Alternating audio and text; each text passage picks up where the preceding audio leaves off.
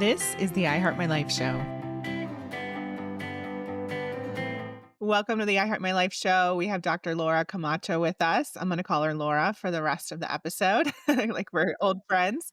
And she's here today to talk about executive communication strategies. So she's somebody who helps high-performing leaders to sharpen their executive presence and step into top roles with confidence. She's also the creator of the Executive Presence Mastery, which is a bespoke program designed to prepare ambitious professionals for the executive suite.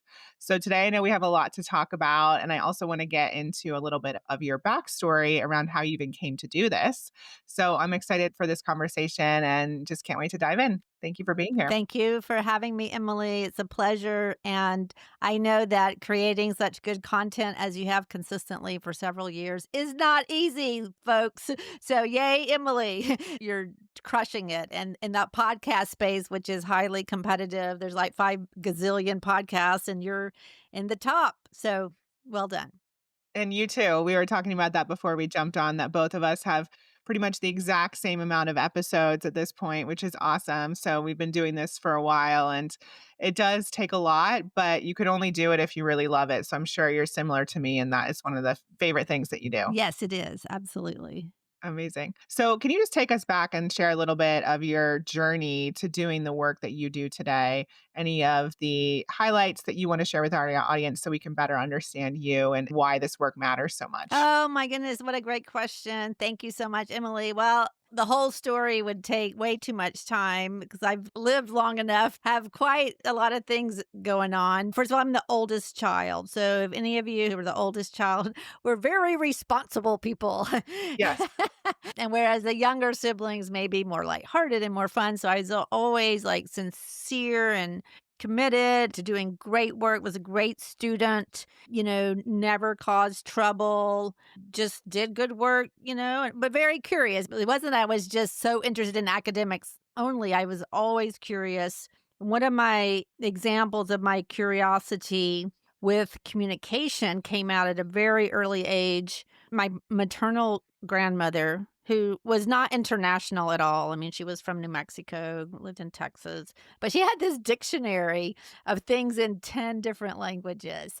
And I would spend hours teaching myself how to count to 10 in all these different languages. So that's just a little quirky thing. But anyway, I graduated from college with honors and got in the workforce and just noticed that just doing great work is not enough to have a successful career. And I really spent years, first of all, I didn't know what to do. I was really just noticing that, for example, in college as a student, I remember some of the less serious students, fine people, as they say that the C students become company presidents and the A students become professors. There's some truth in that. And I would see how they would sweet talk the teacher into getting extra opportunities to turn things in late. And anyway, long story short, I eventually became a college professor and got my doctorate in communication. And I just really dove deep into that, especially the quality of charisma, because from an early age in the working world, that good work only takes you so far. And then beside that, parallel to that, I was always interested in the foreign languages. Married a Venezuelan out of MBA school, lived in Venezuela different times of my life, in total 10 years, also speak some French. So noticing how the differences in communication across cultures also fed to this really obsession with helping introverts who are not naturally gifted at the gab to compete with those who are. That's kind of a short version. Oh, amazing. I love it. So many similarities as well. So I'm also the oldest, was obsessed with, getting A's and doing all the things. And I was about to go to grad school, didn't go to grad school, moved to England. So I've lived abroad for 10 years. And so I'm an introvert as well. So totally here for this conversation. So can you tell us a little bit about what executive presence actually means? Oh, yes, because it's such an elusive quality. And a lot of people think it's like raising your pinky when you have a cup of tea. And that's not it at all. It's really a balance of warmth and presence and competence. And it's what you say, it's how you show up. And it's not just like, "Oh, stand up straight." I mean, that would help, but it's like playing violin. I'm married to a violinist, and my children played violin, and at a Suzuki camp decades ago, I learned that these little kids had to manipulate or think about 57 different aspects of the rhythm, the music, where their finger was, where their bow was, their posture, the way they're holding the violin, 57 different things. And executive presence is kind of like that. What it boils down to is it's often the missing link between merit and recognition. And it's, I assume, not just for executives. It's why is this important for everyone? Well, if it's important for people who either have customers, if you own a business, if you're content to work behind the scenes, and I am, I love working behind the scenes. I love, working on my programs and I love coaching people to be more successful. But I can only do that if I am making the compelling case that they are. And I'll give you an example. So I started my company in 2009 with my freshly minted doctorate, and part of my dissertation was about charisma. It was about the political rhetoric of Hugo Chavez, who was the president of Venezuela. So I knew a lot about communication. But turns out that you just go to a networking event and talk about communication skills like nobody's interested. And especially if you don't have presence, right? It's like, well, why would I study that from you? You're kind of boring, right? Because as you know, that doing good work, it takes a lot of tedium and a lot of slog to do good work. It's not sexy and interesting all the time. So I had to learn to sell myself, but you can't be just like a cheerleader either. So it's that I had to learn that mix between warmth and personality and friendliness, but not being a doormat either, not being a people pleaser either. That's not it either. So it's that balance between warmth and competence and presence, that people that you have something to say. And that comes from interior confidence and conviction in your points of view. Love that. And I think it's so important that we talk about this. There are business owners who listen to this show and people who are, professionals looking to go to the next level. And I think it's so important because so often we get into businesses, as you mentioned, and we have all of the good intentions and we want to be the coach or whatever the thing is. And we might have that skill set, but we don't have the skill set that you're describing that's going to help take us to the next level. And so, Emily, that's it. It is a entirely separate skill set that a lot of us never learned. I majored in economics and Spanish. We didn't have anything about presence or communication even. So right. So, what would be some simple steps, or what is your process for supporting people and improving that? well, the first thing is you need conviction. Now, there's a lot of crazy, and I mean literally insane people who have conviction. So, a conviction is, it's not in itself a recipe for success. I have a guest, a family member who's elderly and has dementia, and she has lots of convictions. But anyway, just to clarify that, but you have to know how it is that you add value through the way you do your job, whether you own the business, how you compete with others. For example, as a communication coach, I am an introvert and I've kind of hacked my way through to figure out ways thinking with the introvert mindset of how to get more bang for your buck. Because you and I, we don't want to have more conversations. We want more No. quiet time. So we have to make the conversations that we're having more impactful. Well, most of my competitors come from theater, and they're going to teach you how to, I don't know, block your presence on the stage and then assume a personality and a persona. Well, that's not me at all. I don't teach any of that. So the first thing you need to do is people are too afraid that they're not good enough. I don't teach faking it till you make it. I'm not about, oh, pretend that you are good enough, but find the evidence where you have helped people or you have done whatever your job is, where you have done it well. Every single person listening to this has that evidence. They may not have thought about it recently because negativity effect means we think more about all the negative things, all the people who put us down or didn't pay attention to us. And we focus more on that than on how we have helped people. And so that means taking the time to really think about this is what I do, this is how I help people. And by golly, I deserve a place at this table because I've earned it, not because of any other thing, but I've earned it. So that's the first step. The first step is to identify who you are and your domain, whatever your domain is.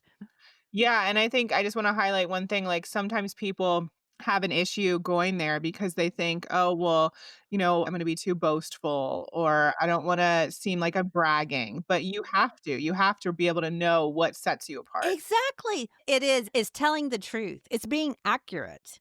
And then how can you help more people, whether you're a senior software engineer at Google or you're, a sanitation engineer or a housewife or a banker, like we are all helping people in some way. Otherwise, we're not in business. So, how is it that you help people? And it's this self doubt that people have. Am I good enough? And this is my thinking on that, especially for those of us who are high performers, which I bet most of your audience is, because why would they be listening to this if they were just slackers? I mean, if there are any slackers out there, well, you should start a podcast about how to do that. So Emily and I can learn not to be so uptight. Intense. I had a potential nanny that we interviewed a few weeks ago, and she said that when I called one of her references, the reference was like, "Wow, she's intense," and I was just laughing to myself 'cause I'm like, "Yeah, I am intense." Yes, exactly. So, we were just saying that you have to get over this fear of being boastful or feeling like, whatever. You have to know what sets you apart and what you do well because you have to be an advocate for yourself and be able to share that with other people. See, Emily says it better than I do. So, yeah. And that's also a great example, though, for our audience.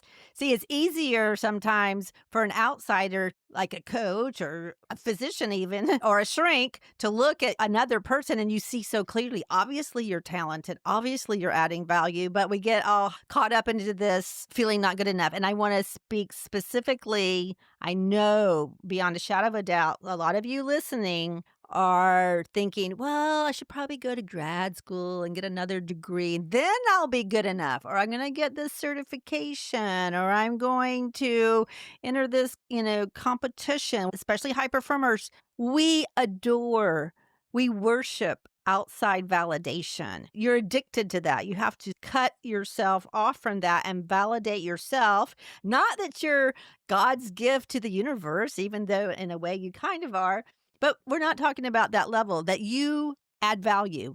You add value in the way you do your job. Exactly. Yeah. And I think for those people who are business owners, one of the easiest ways to do this and to get even clearer of about the specific value is to ask your clients or ask your customers, what have you experienced from me? What shifts, what results? And, maybe you already have that in the form of testimonials or feedback forms, but like looking for the through lines of what really stands out and what are the things that are like your secret sauce or your zone of genius. Yes, that's brilliant. And another way you can do that a little bit stealthily is in when you're talking to them. So, what have you taken away from this? Or if it's a product, what is it that keeps you coming back for this product? I mean, testimonials are great, but even before you get to that, getting those little nuggets of, so tell me what you're taking away from this conversation.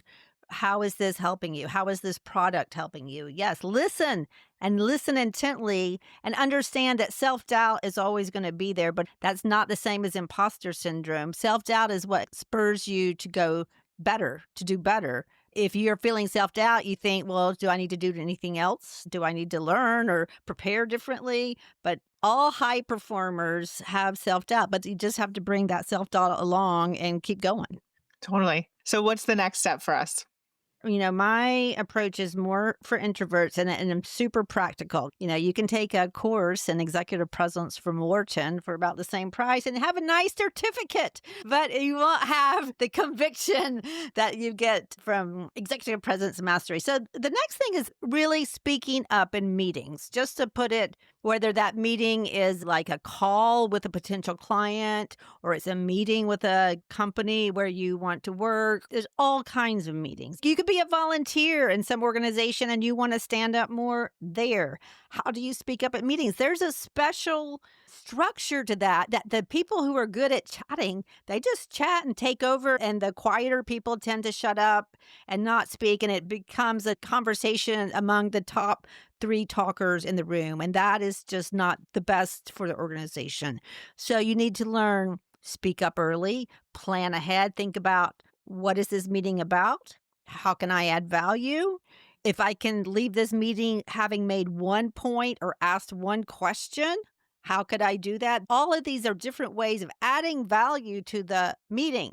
Like if you and I are in a meeting and I say, Emily, I think your idea is great, but exactly, how much is this going to cost? That's a valid question that adds value for everyone in the room. If you ask a question about timelines or how it affects other people, or I really didn't understand clearly what you said, would you mind restating it? Even that adds value because I bet if you didn't understand it, other people didn't either. Especially if you're conscientious and introvert dish. You think before speaking. So you want to add value to the meetings. There's different structures. There's something called, here's an interesting concept for your audience that not many people know about. It's called a value marker. When you are going to share something that you think is really helpful, you say, listen, people, what I'm going to tell you is so helpful. I think you're going to love it. It's that you should speak up in meetings. Just an example of it. What I've learned from past experience in this situation is that there's this thing, if you miss this, you're going to lose money. That's a value marker. So that's a takeaway that it has a multiplier effect. And if you start speaking in that way and then people start taking notes, then you don't worry so much about, oh, should I have spoken up? Oh, was what I said worthy enough? Of course it is. I love that, and I'm just thinking that, to say it in that way and to say, "Hey, this is valuable, listen up," that requires conviction, and that requires you having belief in what it is that you're teaching and your skill set and the value that you actually bring to the room. Exactly, but you wouldn't be doing what you do if you didn't have that conviction. We'd all be, I don't know, manicurist or something. I don't know. I mean, I don't think I would be a good manicurist actually. But another mistake that people make with their communication that takes away from the executive presence is they give too much information. Because this is a trap, Emily, that people think, oh, I'm going to show Emily that I really am deserving, and I'm going to tell her every single fact about executive presence since the beginning of time. And you would be like going to sleep. Like you would, it would just be unbearable.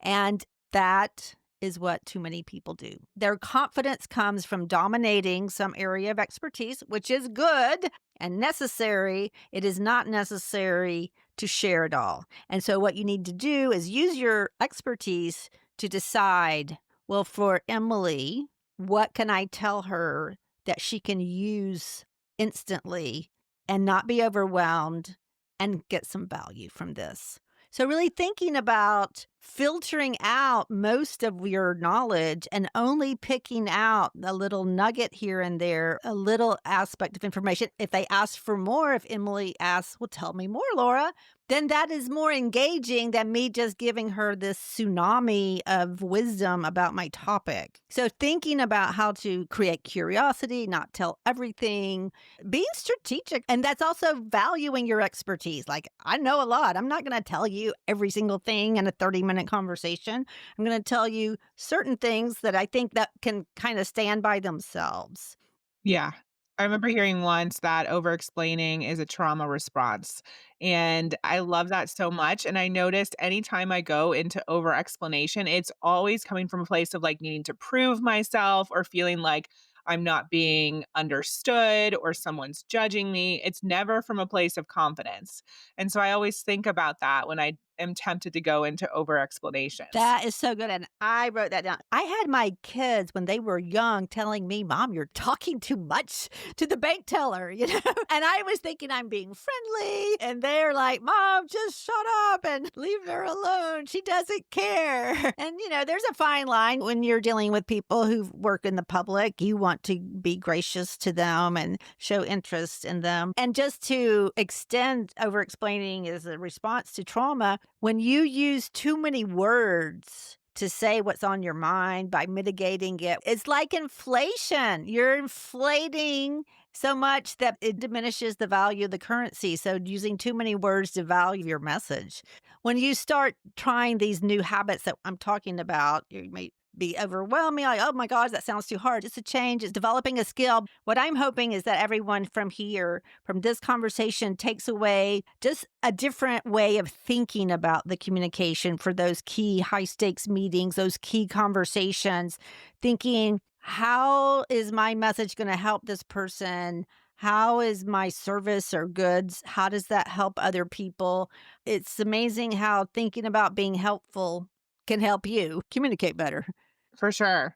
And how do you find that people undermine their ability? I know that for me, even thinking about the words that I'm using on a regular basis. So sometimes I'll say to a client, well, I think you should. And that word think, in from what I've heard and what I understand so far, is it's not as strong as me just saying, I would do this or I recommend this. When you're adding in those extra words, sometimes it actually devalues what you're saying. Is there any tips that you can give us regarding that? Well, saying I think though is better than I feel because I feel is more subjective. If I were you, I would do this. Sometimes we don't want to be quote unquote telling people what to do. So I like what you said. If I were you, I would do such and such. Well, here's an exercise. We all have these ideas that are our trade, basically. No matter what you do, you're either talking about budgets or you're talking about executive presence or marketing for a small business. And I think that you should be able, even if you work for, Megacorp International, come up with 3 to 5 what I call talking points or things that you wish everybody understood. You get those down on paper. I'm old school. I would do it with a pen and paper because also handwriting connects to your brain better than typing. But you can type it, you can voice text it. You can ask Chat GPT, what are my talking points? Maybe it will give them to you. But you should have some things that you say like Emily-isms or Laura-isms or Mary-isms and get those down really short and sweet. And then once you get it with 1 or 2 or 3 talking points, it'll help you be that way with your other language. But here's something to think about. Clarity is kindness. Because again, executive presence, it's not about being a people pleaser, wishy-washy, I don't know, what do you want to do? Like not being decisive crushes your executive presence. It crushes your credibility. And let's say that you ask me, well, Laura, since we're having lunch together, do you want ham or tuna sandwich? And let's say that in my deepest heart of hearts, I really don't care. Either one is fine. But I don't say that because then I'm putting the burden back on you to decide. So I say, I'll have tuna. Do I really care? No. But I know that when somebody asks you your preferences and you don't really care, don't put that burden back on the other person. Just say something. Just go one direction. So being decisive, I think, is a way to think about your being a stronger communicator, not mitigating, not, well, we could do this. I don't know. No, just go for it. Does that help? Yeah, and I love that. We've all had those friends where it's just annoying because they can't make a decision, or even your spouse when it's like, "Well, what do you wanna do?" "I don't know. What do you wanna do?" And so I totally hear you. And while you were talking, I quickly typed into ChatGPT, "What are 5 talking points for me?" And it gave me some awesome ones. So that is definitely an exercise that a lot of people can do. I once asked it, like, what was the tone of my podcast? And it was like, smart and relatable. And I was like, yes. Yeah, AI is a great tool for brainstorming these kind of things. I love that. So I know you have some insight from neuroscience, luxury branding, and politics, which is a very wide range of things. So, can you talk to us a little bit about how neuroscience, branding, and political strategy play a role in your unconventional approach to communication? Ah, Emily, I love you. That is one of my favorite things. And I don't think anybody's ever asked me. Well, those are things that I am particularly interested in because, well, the neuroscience more answers is like the why. Like, why is it that saying things with more words is less attractive and sticky than fewer words? And it's because certain things make a stronger impression in our brain. So the neuroscience part has been for me understanding how our brain works more, like our dopamine hits, that we're addicted to dopamine, that certain ways of communicating stick more because we're all bombarded by messages, we're all distracted, we're all thinking about our Amazon packages and really not about the topic of the meeting. So that's the neuroscience, is to kind of justify what I found in the other areas. My interest in political rhetoric started, I lived in Venezuela a long time, and I lived before, during, and after the presidency of Hugo Chavez, who was extremely charismatic. I mean, extremely. And he was a train wreck. And he train wrecked the country, and they still worship him till this day. Like, oh, if Chavez were here, things would be better. And so that was like fascinating to me. How do you do that? And, it's about story and then the political aspect. Because when you're political, it's one to many always. It's you with a big crowd of people, or on media, it's one to many, but you have to transmit the idea that you care about people. And again, you can be, you know, certifiably psychopath, sociopath, mentally ill, and still people think you care about them. See, I want people to get clear that charisma and executive presence don't make you good and they don't make you competent, but what they do is make you effective communicator. And what I'm out to do is to help the good, competent people have more of that presence so their message sticks, so we have more ideas and we hear from more people. And then the luxury brand, as I'm a frugal person, so I find it super interesting how a brand like Hermes could not only get people to pay 30,000 plus dollars for a purse, which almost buys you a car. You have to buy a bunch of stuff first before you get on the waiting list to buy the purse. And, same with all kinds of luxury goods. Like, how do they do that? Because when you buy the thing and you have it, I mean, it's a piece of leather, right? It's a piece of silk. It's pretty, but you can find a pretty scarf for less than $1,000 in a lot of different places. And I did a deep, deep dive into luxury brand marketing. And it's about the story. And the common denominator, Emily, across all of these is that it's the way something or somebody makes you feel. And that is what those of us who are like straightforward and just the facts. And I don't want, to be here all day, like, let's get to it. We tend to overlook the way we make people feel when they feel that we're rushing them, that we don't care, that we're cold. And it's not true at all. You see the difference? So that's what all of those things taught me from different angles. That's so amazing. And so, how would somebody who's listening to this, for me, like, for example, my brand is more luxury. I love luxury brands. I love that feeling.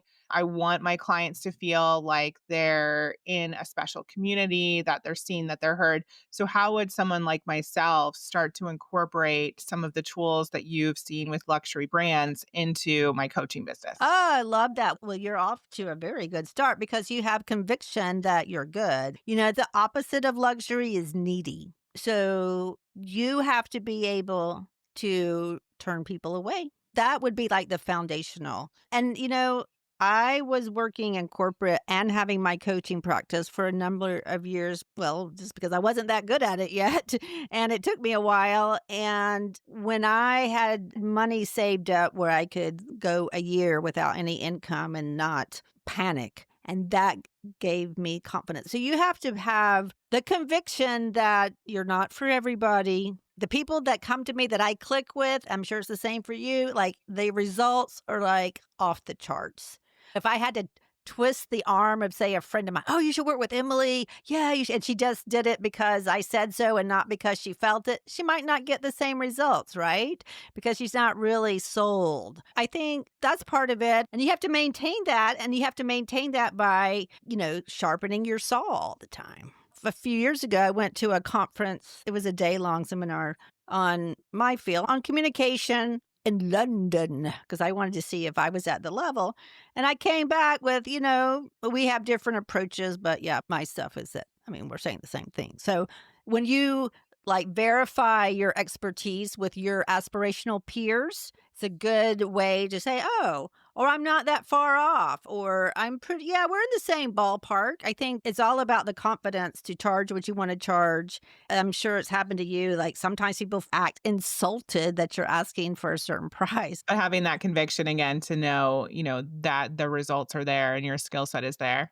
I love that. And when you think about story, so what do you recommend for people, especially when they're connecting with an audience or putting themselves out there and in a group and they want people to resonate with them or feel a certain way? How can they use story to do that? Or how do they even develop maybe its initial story or a set of stories so that they can make those connections?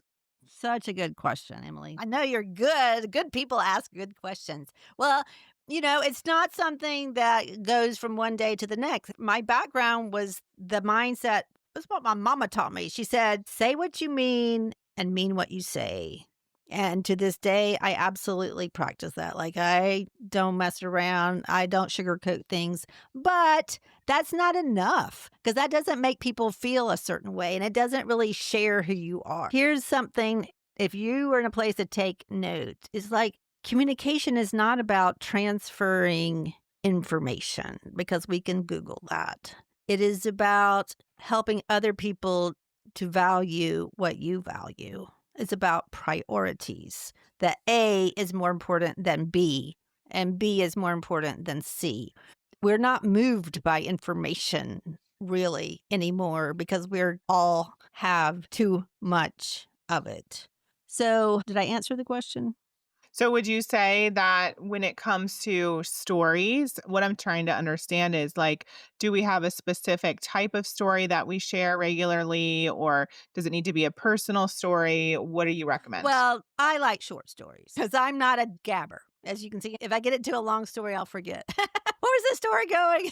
So, okay, guys, for those of you who want the story hacks, an example. What happened to you? If you have young kids, like if you have toddlers, if you have a 5-year-old, you have a Fort Knox full of stories because those kids are so crazy, right?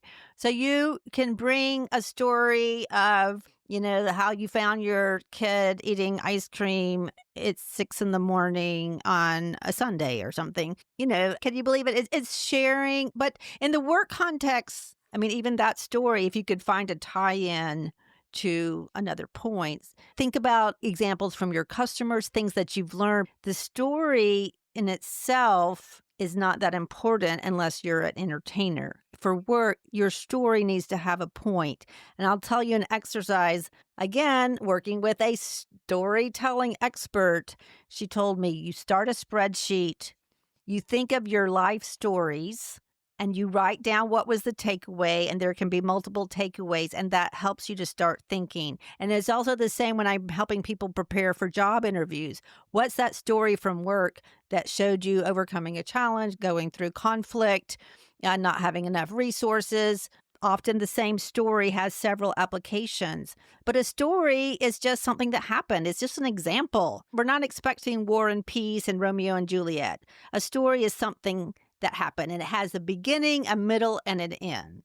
It doesn't have to be more than a couple minutes. And I'm going to give as a bonus, here is a life-changing structure for a story. If you want like an intentional story to say, sell an idea or something, or a project or something, it's called GPS, goal, problem, solution.